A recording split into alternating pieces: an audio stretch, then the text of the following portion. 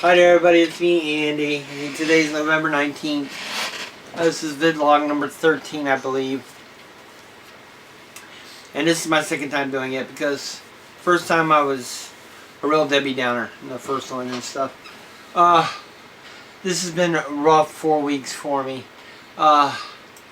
2 weeks prior to my immunotherapy, I popped my back and it made it to where I couldn't move around a whole lot. I mean, it was that bad. The muscle kept cramping on me. I was like walking over like I could barely move. And that non-movement really frustrated and upset me quite a bit. And I was walking around to help increase my lung power a lot and everything. At the same time, I could feel a cold coming on. Then, of course, I had my immunotherapy. And while the immunotherapy is a bit better, I only spent a week with it being rough. Because compared to the chemo, with it 2 weeks being not rough but fruff, really bad. This past week was pretty rough because one, my back was still hurting. Two, the extra hurt from the immunotherapy making my white cell count be generated by my big bones, causing them to be sore. And then on top of it, that chest cold I seem to have. So now, there's some things that are bothering me right now. I'll point this out. I got a lump here. That's one of my lymph nodes. I'll insert a picture here if I can.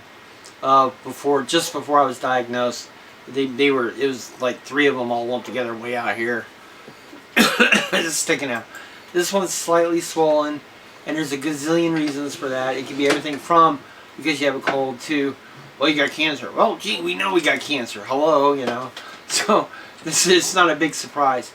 The thing is I can't remember whether if it's stuck around a little bit or not. So it kind of concerns me a little bit.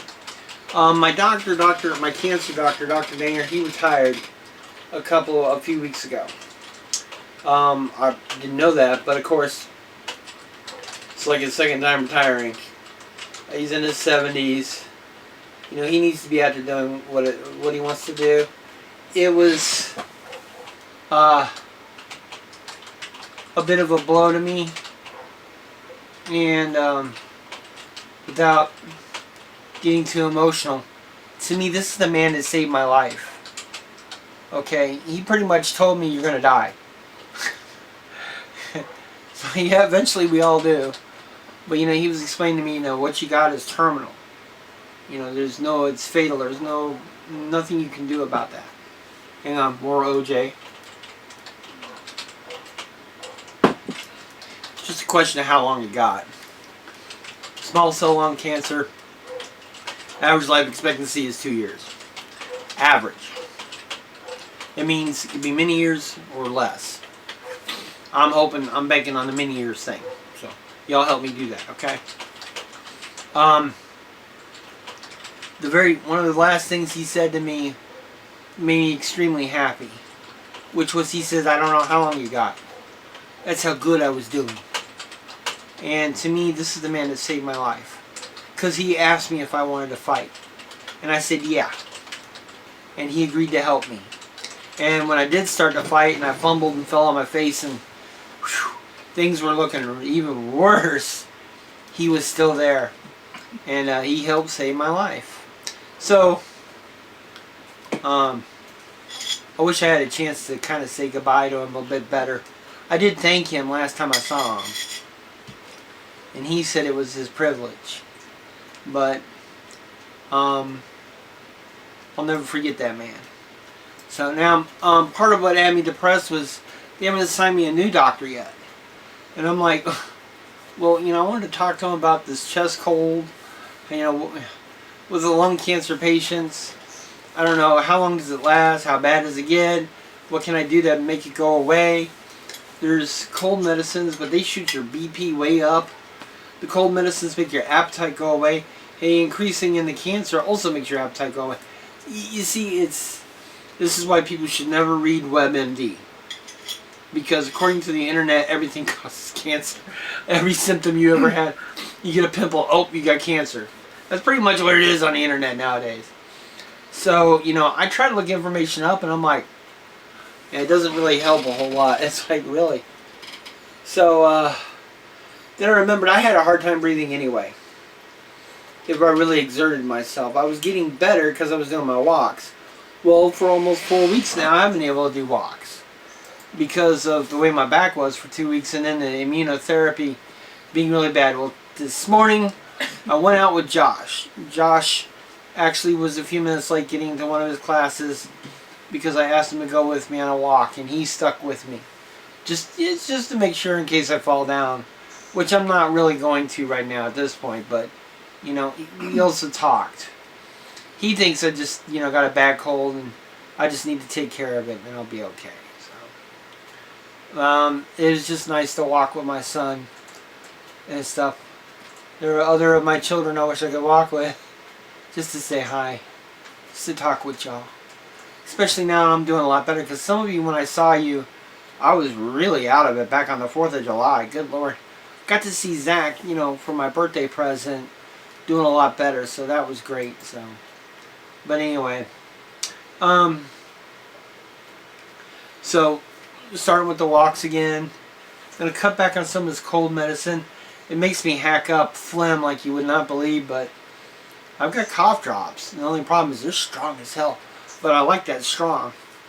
But, whew, talking about something that kills your taste buds. I'm sleeping better. The pain's not as bad. But they sent the oxycodone. But I'm trying to be really careful with this. This works great. The pain goes away. I don't get high or anything like that. It makes me sleepy. But that's just the thing, though. Taking one of these every 6 hours has me a little scared. Because I have heard nasty stories about vets and other people getting addicted to these things really bad. So I'm trying to hold off and just use them at night to help me sleep. Now, last night was the first night in weeks that I got a lot of really good sleep. I took one at 10. I struggled to stay awake. You can ask Tracy, she's here with me. I was dozing off and on until almost midnight again. Went to bed, woke up about 3:30 and the pain was back. Not the same pain, this is a different pain, it's higher up in my shoulder.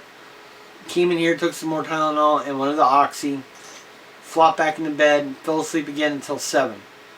That's the best sleep I have had in weeks. So the problem is what kind of bothers me is the fact that it's drug sleep. So I'm working on it. So for right now, I'm trying to hold off taking those unless it's driving me up the wall so bad that I need one, or at nighttime to help me sleep. So that's what I'm doing for now. So alright, I'm going to end this here because I'm making this a lot longer than I meant to, or whatever. Just know this second version is a lot more positive than the one I did this morning. It's hard to stay positive all the time. I used to, even now while fighting this, look at things and wonder how people could just give up. I understand. It's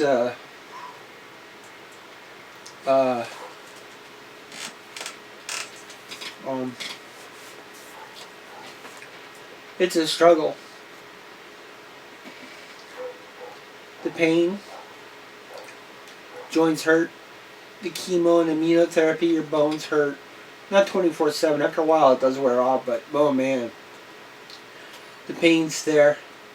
The good news is I've always had a high tolerance for pain. The not being able to breathe too good.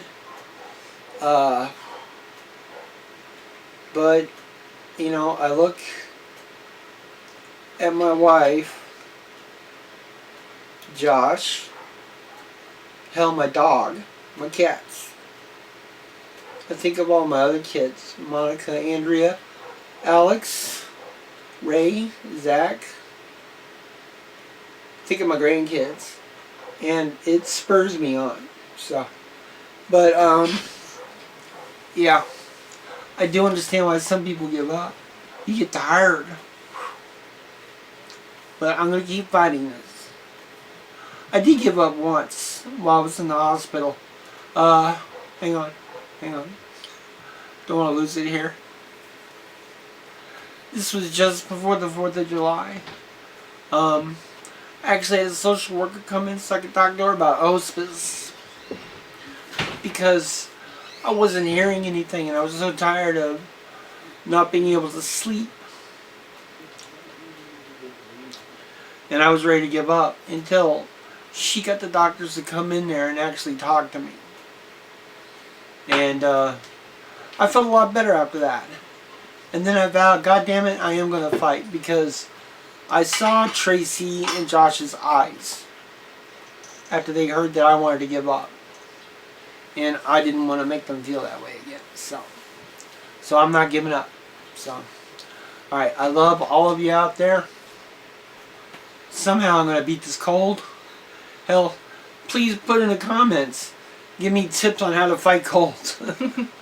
I've probably tried everything already, but go ahead and send me some tips as you do. I do a lot of vitamin C. Chicken noodle soup. Yeah. Lots of Vicks Vapor Rub. The Vicks on the feet with the sock thing. Yeah, all that. So, anyway. Love y'all. Please take care. Bye-bye.